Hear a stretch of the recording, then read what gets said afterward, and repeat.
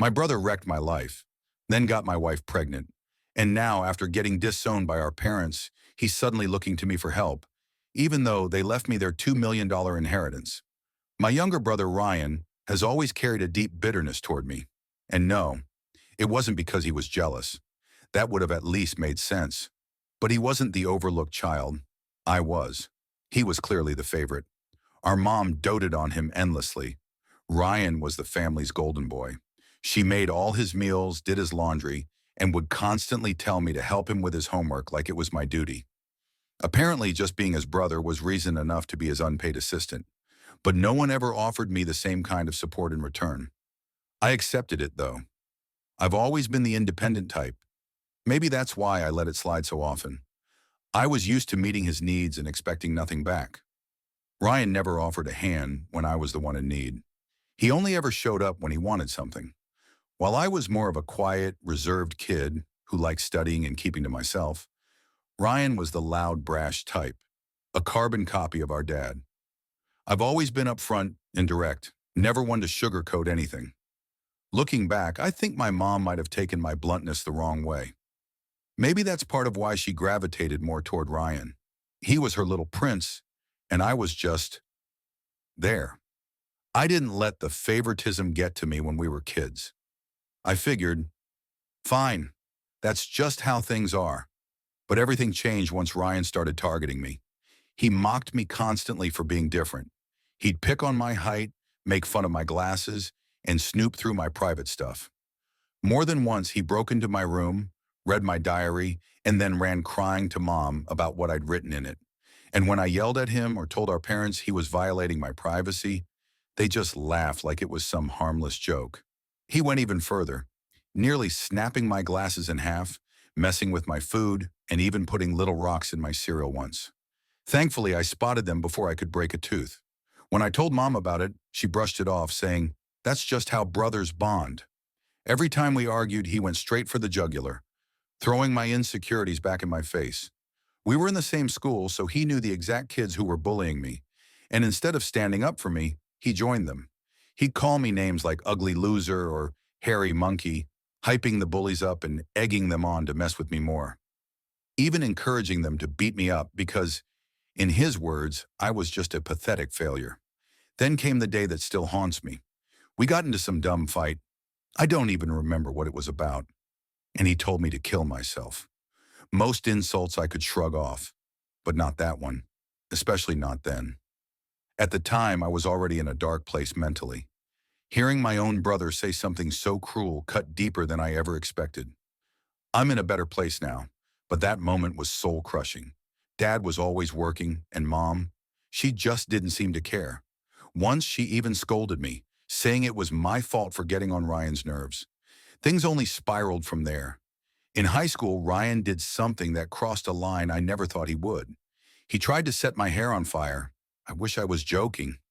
Even after that, Mom still defended him, waving it off like it was just some kind of twisted game. Seriously, who does that? Thankfully, this time Dad stepped in. He saw how serious it was and didn't downplay it. He told Ryan if anything like that happened again, he'd call the police. And for once, Ryan actually looked shaken, like he didn't think there'd ever be consequences for anything he did. It was a turning point. Dad finally told him that enough was enough, that he needed to learn to respect his older brother. Later that night, he came into my room to talk. I hadn't expected that, not from him. He always used to say how much Ryan reminded him of himself, and in a lot of ways he was right. They were similar. But that night, he admitted something I never thought I'd hear. He told me he had waited for years, hoping Ryan would grow up. But now he was seeing him for what he really was, a bully. Hearing my dad say that, it hit hard. I almost cried. For the first time, I opened up. I told him everything. All the years of torment, the bullying, even what I went through at school. Dad was floored. He had no idea how much I'd been carrying. The next day, he went straight to my school and warned the principal that if the bullying didn't stop, there would be serious consequences. That same evening, he signed me up for MMA classes at our local gym. He looked me in the eye and said, "You need to learn to fight back. No more letting people walk all over you." I'll admit, I was your typical nerdy kid. I wasn't exactly MMA material, but I took it seriously. I found a rhythm between studying and training. I stayed consistent, and slowly those classes started transforming not just my body, but my confidence too. Then one day Ryan pulled another stunt. We used to get a bit of pocket money for helping out with chores. I'd been saving mine for something special. Ryan, being Ryan, snuck into my room and stole it. I caught him just as he was about to ride off with his friends. I told him to give it back, and he laughed in my face. Told me I'd probably just cry to Dad again. I don't know what came over me in that moment, but I punched him, right in the face. He looked stunned, completely caught off guard, then fell back wide-eyed. I grabbed the money straight out of his pocket and shoved him to the ground again. That's when Ryan burst into loud, dramatic sobs. Honestly, it was a bit funny to watch. But the moment didn't last. Our mother came running out, worried sick, wanting to know what had happened. When she realized I had actually hit him, her reaction wasn't what you'd expect. Instead of asking why, she scolded me and told me I needed to set a better example for my younger brother, who of course stood there smirking like he'd won something. Then she went straight to my dad, complaining that I was out of control. Dad didn't say much, just gave us both a look and asked for an explanation. I told him the truth, that Ryan had stolen money I'd worked hard to save. Ryan, on the other hand, tried to justify it by saying he needed cash for a date and that, as his brother, I should have been willing to help. But Dad wasn't buying it. He told Ryan he was lucky all he got was a punch. Anyone else might have called the cops. He reminded him that stealing, even from family, is still stealing. Consent matters. Ryan didn't like hearing that. He threw a tantrum, no doubt hoping Mom would step in and defend him again. But this time, Dad stood his ground. When Ryan realized he wouldn't be let off the hook, he screamed that he hated me and stormed off to his room, slamming the door and locking himself in. After that day, something shifted. Ryan started keeping his distance. I think he finally realized I wasn't afraid of him anymore. And worse for him, Dad wasn't in his corner either. For once, it felt like we were on even ground. He couldn't physically intimidate me anymore. But that didn't stop him from trying to tear me down with words when our parents weren't around. The older he got, the more bitter and irritable he became. He'd snap at the smallest things. If I asked him a simple question, he'd ignore me, or mutter something like loser or nerd under his breath as he walked away. And if he ever had something to say, he'd pass the message through Mom rather than speak to me himself. When I asked her why Ryan couldn't just talk to me directly, she'd sigh and tell me to be more patient with him. I could never tell if it was just teenage angst or if he genuinely hated me. Eventually, the constant passive aggression became too much to bear. I just wanted to escape, to have space where I didn't feel under attack. I begged Mom more than once to help us sit down and talk things out like adults, but she always declined, said she didn't want to get in the middle of it. When I pressed her on why Ryan treated me like this, she'd brush it off like it wasn't her problem. So I focused on getting out. I worked hard, earned a scholarship, and got accepted into the university I'd always dreamed of attending. Dad was so proud he threw a small party in my honor. Even Mom seemed pleased for once. But Ryan, he barely reacted. Didn't congratulate me. Didn't say much of anything. Leaving home was bittersweet. I was excited for what came next, but more than anything, I was relieved to be leaving that toxic environment behind. My first few months at university felt like a breath of fresh air. I made friends, loved my classes, and finally started living without the constant tension I'd grown used to. For the first time, I wasn't looking over my shoulder, bracing for verbal jabs from Ryan. I could just breathe. In my second year, I met Melissa at a frat party through a mutual friend. We clicked instantly. She had this calm confidence that drew me in. We both came from fairly traditional backgrounds, and in our families, having children before marriage wasn't exactly celebrated. So when we found out she was pregnant during our final year, we decided to tie the knot right after graduation. It was a small wedding, but it was filled with joy. Both sets of parents were there, smiling and supportive. I truly believed that day that I had found the love of my life. I'd always imagined being with one person, just one, someone to build a life with, come home to, and share everything with. And despite getting attention from other women over the years, I never acted on it. Melissa was everything I ever wanted. I never even thought about hurting her. But that dream started to crack. Over time, I found out she'd been unfaithful. Twice. Once with a married coworker, and another time during a visit to her hometown when she had a brief fling with an old boyfriend. Maybe I was blind. Maybe I didn't want to see it. Each time we separated, I convinced myself we could work through it. I couldn't stand the thought of raising our child in a broken home. I chalked it up to us being young and reckless. I told myself she'd grow out of it, and for a while it looked like we did. Things started to settle. I chose to forgive her, and I knew that meant letting go of the past, not just saying I would. It's been 4 years since her second betrayal, and I honestly believed I made the right call giving her another chance. Melissa seemed different. We were happy again. We were planning for the future. But 3 months ago, everything fell apart. She sat me down and told me something I wasn't ready to hear. She'd been having a long-term affair, and there was a chance our son wasn't mine. Her words hit me like a freight train. I felt like I was spinning, completely disoriented. Shock, rage, heartbreak, all at once.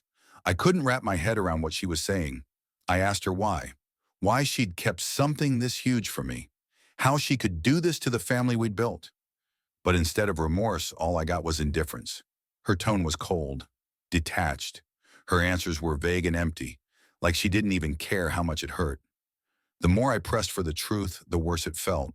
I needed to know. I had raised that child. I had loved that child. I had a right to the truth. Eventually, she told me, the father was Ryan. I just stared at her. Did I hear her right? What do you mean, Ryan? I asked, my voice barely holding together. Melissa explained how it all started. She told me that after I introduced her to my family, she and Ryan gradually became friendly during her stay with us, from Thanksgiving through New Year's. Oddly enough, Ryan, who was usually cold and dismissive toward me, was surprisingly warm and courteous with her. I was relieved at the time. I didn't want Melissa to feel out of place. Eager to be welcomed into the family, Melissa made a point of spending time with my mom, often helping her cook, chatting with her in the kitchen, just trying to build a connection. It didn't take long before she noticed the tension between Ryan and me. She asked me about it, so I opened up and shared the truth, how our relationship was fractured, maybe beyond repair, because of years of unresolved resentment. Melissa said she understood, but in her efforts to bring us closer, she started including Ryan in our plans. If we were going to see a movie, she'd invite him along, and we'd end up watching whatever he picked. To her credit, it worked a little. Ryan and I started speaking, even if it was just a few words. That alone was more than I was used to. I remember Melissa and Ryan playing video games together on the couch while I studied or scrolled through my phone. It didn't seem odd at the time. Later, Melissa told me that Ryan had opened up to her about a recent breakup and how he was struggling emotionally. Feeling vulnerable, he leaned on her, and they became close. She admitted that he would flirt with her when I wasn't around. At first, she brushed it off as harmless, until one day things went too far. Just hearing that, the image of my wife and brother together made my stomach churn. Melissa confessed that afterward, she was consumed with guilt and decided to cut things off. That lined up with how she suddenly insisted on leaving early and not spending New Year's with me. I'd asked her to stay, but she was firm about going home. When we reunited at college a week later, she acted like nothing had happened, happy, carefree, like usual. I didn't think to question it. Then 2 weeks later, we found out she was pregnant. That's when the uncertainty started. Melissa admitted she wasn't sure whether the baby was mine or Ryan's. She had no way of knowing, and with no answers, she chose to stay with me, because as she put it, I was the stable brother. That's the real reason we got married. It felt like the floor had fallen out from under me. The child I had loved and raised might not even be mine. I asked Melissa if she had been sleeping with Ryan recently. She hesitated, then nodded. She admitted they had never truly cut ties. Their chemistry, she said, was undeniable. They kept in touch and would sneak off to hotels lying to me about working overtime or taking business trips. In truth, half those trips were just romantic getaways with my own brother. I asked her why. Why marry me if she still wanted him? Melissa said she didn't want to be the one to walk away. She saw how much I loved our son and how committed I was, and she didn't have the heart to break it all apart. She claimed it was a mistake that just spiraled out of control. I told her I appreciated the honesty, but I was done. I couldn't stay. She broke down crying, asking for forgiveness, probably expecting me to yell or explode, but I didn't. I just quietly started packing my things. Through tears, she begged me to fight for her, insisting that every marriage goes through hard times and that this didn't have to be the end. But when she realized I wasn't reacting the way she hoped, she changed tactics. She pleaded, saying our son would suffer if we split up, that a broken home would hurt him. I reminded her, gently but firmly, that I might not even be his father. That hit her hard. She sobbed even louder, accusing me of being heartless. It was clear she never believed I'd actually walk away. And maybe in some small way, that was my fault, for letting too many things slide in the past. Yes, I loved her, but now I had to admit, maybe I had confused love with obligation. We'd been together since college. I thought we were a family. Melissa kept insisting it wasn't too late, that we could fix everything. But her words felt empty. My trust was gone, and without trust, what was there left to fix? Even if I could forgive her, I could never erase the image of her with Ryan. I believe in second chances. We're all human after all. But some lines once crossed, stay crossed. So I left.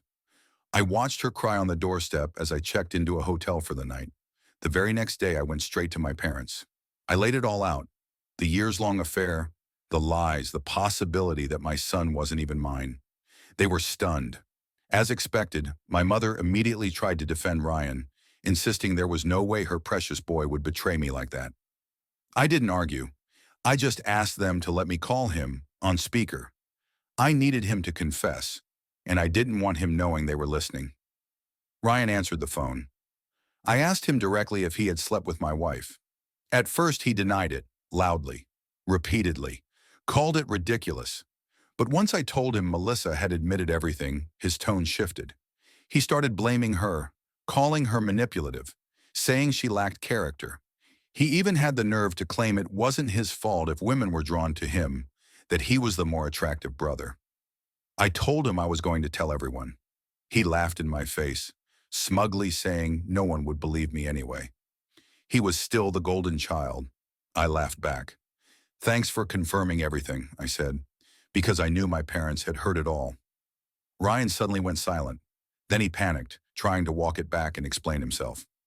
My mother, still reeling, finally spoke up. She asked him, no, demanded him, to explain what he had done. Ryan stuttered and stumbled, throwing out half-baked excuses, pointing fingers at Melissa, desperate to shift the blame. But I could see it in my mom's face. Something had broken. Her blind loyalty was finally cracking. She was shocked, angry, and more than anything, disappointed. And for me, for once, it felt like justice. I didn't win, but I wasn't invisible anymore. For so many years, I lived under Ryan's shadow, enduring his cruelty and manipulation. But now the truth was finally out. And for the first time, the roles had completely flipped. Ryan stood exposed, no longer able to hide behind his charm or our mother's protection. Everything he had done was laid bare, and he couldn't talk his way out of it. As his voice began to falter over the phone, my dad, who rarely wore his emotions on his sleeve, couldn't hide how deeply disappointed he was. He reached out his hand and asked me to pass the phone.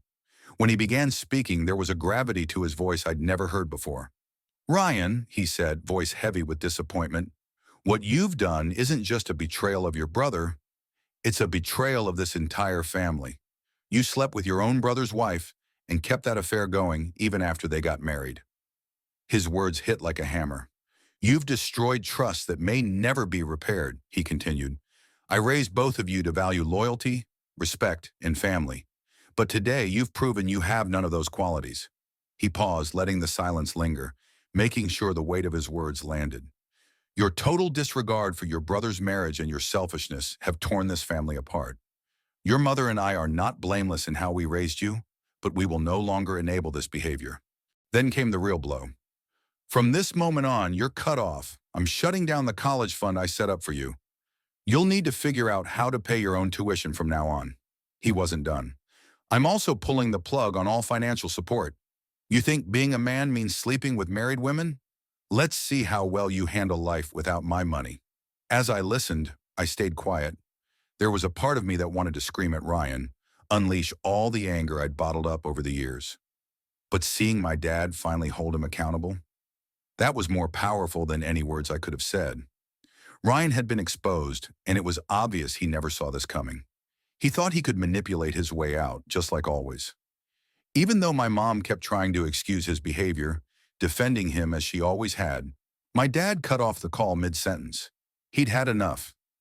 Afterward, my mother came over to me and gave me a hug. It had been years since she showed me any affection like that.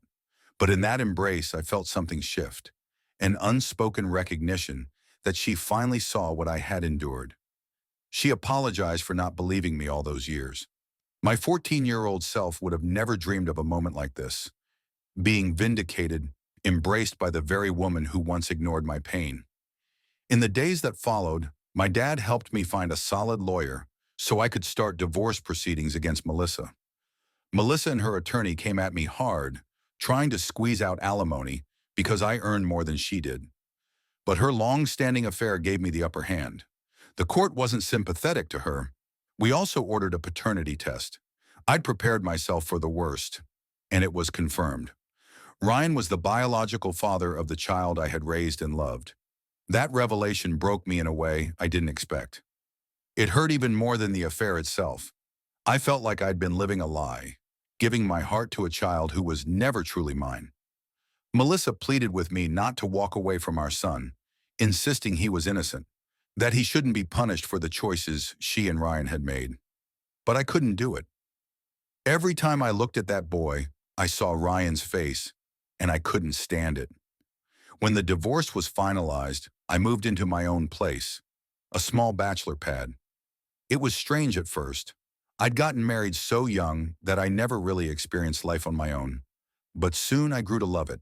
My natural independence kicked in, and I found peace in my solitude. No noise, no chaos, just me, rebuilding. Then 2 weeks ago, my dad called with news that caught me off guard. He told me he was considering updating his will. He didn't want Ryan to inherit a single cent. And knowing how stubborn my dad is, once he makes a decision like that, there's no going back. Ryan had tried everything to weasel his way back in. Calling, texting, even showing up at our parents' door, begging to be let in.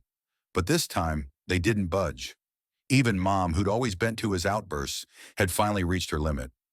I knew it had to be hardest for her, but even she seemed done with him. Ryan never reached out to me. No apology, no attempt to make amends. Not because he wasn't sorry for what he did, but because he was only sorry about what he lost. Dad told me he was leaving everything to me. Every dollar of his life's work, his assets, retirement savings, life insurance, all totaling nearly $2 million. Ryan? He'd get a symbolic $1, just so he couldn't contest the will. I was stunned. My father had worked his whole life to build that fortune. Now all of it would come to me, with only one condition. If he passed away before my mother, she would retain the right to live in their home, even though ownership would legally pass to me. I didn't mind. I actually felt grateful. After everything, I still wanted to take care of her in her final years. But somehow, Ryan found out about the inheritance. Since our parents wouldn't answer his calls anymore, he reached out to me yesterday, like nothing had happened. His voice sounded desperate.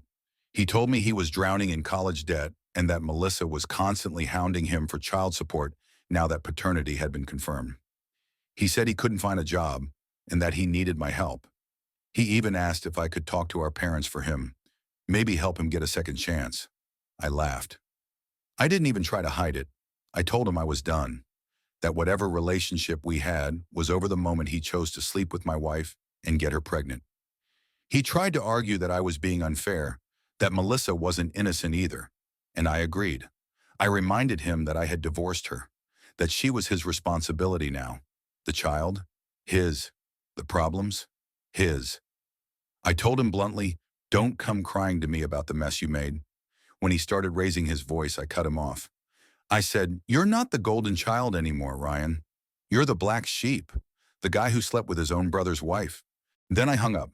In that moment, Ryan broke down. He started crying, saying everyone had abandoned him, our grandparents, our relatives, even old friends. And as much as that might have been true, it wasn't my problem anymore. I told him straight, "We're done. Don't ever call me again. You're not my brother anymore." That was the last thing I said before ending the call. Since then, I've replayed our conversation over and over in my head. And even though I've carried so much anger toward Ryan for years, I can't deny, hearing him cry like that hit a nerve. I hadn't heard him sound that broken since we were kids. I'll be honest, it stung. Just a little. So maybe that's why I'm here now, asking for your perspective. Would I be an asshole if I never spoke to our parents about him again? Should I step in? Hi, everyone. I know many of you have been wondering why I've completely cut contact with my son Logan. Some have even accused me of being cold or heartless. So I want to set the record straight. This isn't a case of a stepchild or adoption. I was deceived into believing Logan was my son. I raised him from birth. I loved him as my own. Then I learned the truth. He's actually Ryan's biological child. That knowledge shattered something inside me. I cried for days. I mourned what I thought I had. And the truth is, I'm just not emotionally capable of continuing to raise a child that was the result of my wife's long-term betrayal, especially when the father is my own brother. More than anything, I want distance from Melissa, and staying involved in Logan's life would mean she'd always have a reason to reappear. I can't let that happen.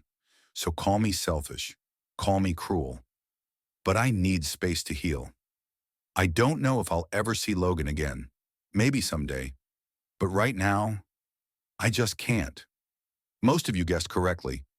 It was my mother who told Ryan about the change in my dad's will. That's what led him to reach out to me, desperate for help. When I confronted her about it, right in front of my father, she broke down in tears. She insisted that Ryan had suffered enough, that he had learned his lesson, and that he deserved a second chance. But my dad didn't flinch. He looked her dead in the eyes and said, "If you truly believe what Ryan did can be forgiven, then I can't stay married to you, because I never will." That shut everything down. From that point on, he made it clear, if she ever spoke to Ryan again behind our backs, she'd be packing her bags and leaving the house for good. And knowing my dad, that wasn't an empty threat. I hope my mom understands now just how deep the betrayal went and how serious the consequences are. It's been 5 months since my last update, and I'm in a much better place now. My relationship with my parents, especially my dad, has grown stronger. We go golfing together every weekend, and it feels more like a friendship now than a father-son dynamic. We actually talk. We laugh. It's healing. My mom still misses Ryan. I know she does. But she hasn't contacted him, at least as far as I know. She's kept her distance. Last I heard about Ryan came from my cousin. Apparently, he asked almost everyone in the family for money. No one helped, and he eventually had to drop out of college because he couldn't afford tuition. Now he and Melissa live together. He works part-time as a mechanic, and they're raising Logan as a family. I guess that's something. We don't talk about Ryan anymore. My parents avoid bringing him up, and I don't ask. That chapter feels closed. As for me, I'm doing well. I got promoted at work 2 months ago, so my income has taken a solid leap. Financially, I'm secure. I haven't started dating again. Honestly, I don't think I'm ready. I'm still processing everything, and I want to heal properly before bringing someone new into my life. I've started therapy too. It's early, but I think it's helping.